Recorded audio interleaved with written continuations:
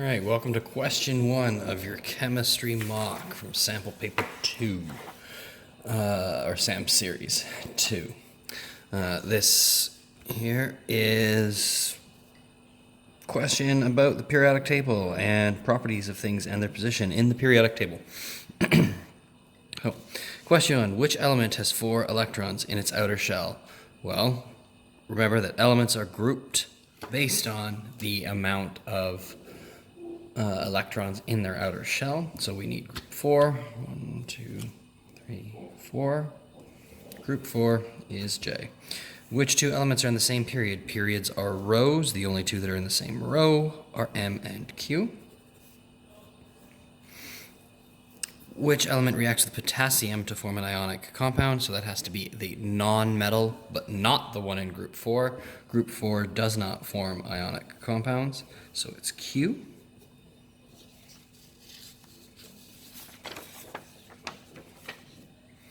Which element forms ions with a different charge? Well, that would be anything in the transition metals. They can form multiple ions, so that's M. And which element has 3 electron shells? Well, that'll be something that is in the third period. And remember that that's the first period, second period, third period, so it's L. All right. Question 1 continues. Okay, this here is the 6-mark question, and it is about comparing Newland's and Mendeleev's tables. And then you need to say why Mendeleev's table was more acceptable. Okay. So, let's start talking about Newland's table. I'm just going to point form it so that I'm not wasting too much time here. But again, mark for grammar and structure. So Newland's table has arranged by mass number. So it's arranged by mass. They're arranged in octaves. So every 8. Okay. However, one thing here is there are some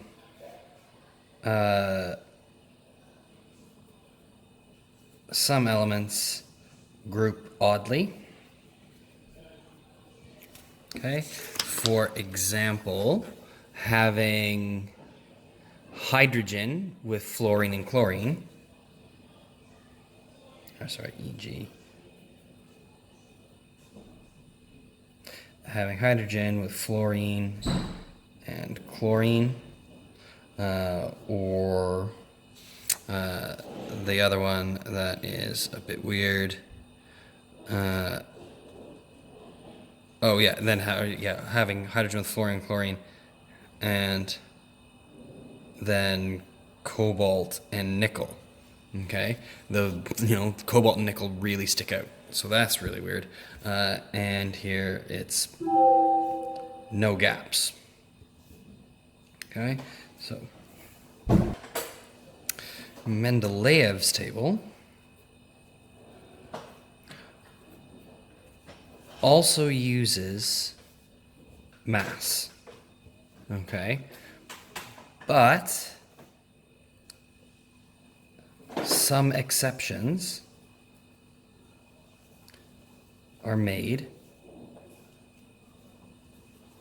to account for behavior. Okay, so he grouped his tables. He still went mostly by mass, but then grouped things based on how they behaved. So he flipped elements and their order. I'm trying to find a good example on the periodic table here. It happens down in the larger ones where he flips them. Okay. He also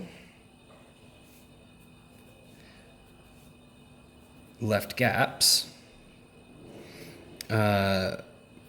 for undiscovered elements. Okay. I saw a couple of answers where people said that, or actually, quite a few people said, oh, he grouped it based on the electrons that they had in the outer shell. The thing is, he didn't actually do that. That just happened by accident. Okay. Because he grouped them based on their properties, and their properties happen to depend on the number of the number of electrons in the outer shell. So, what else did Mendeleev do? I mean, that's the big thing. You can also say that neither has the noble gases. Okay, and Mendeleev's table was more acceptable because it was more useful. Okay, and that would be the big thing.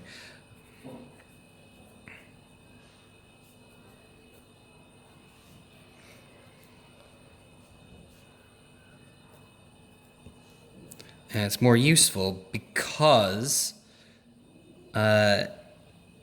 it can predict the properties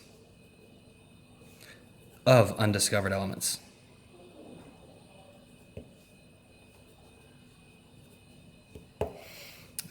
Which was true. It was might have been gallium in group 3 that he had, where he was almost spot on about the properties that it was going to have.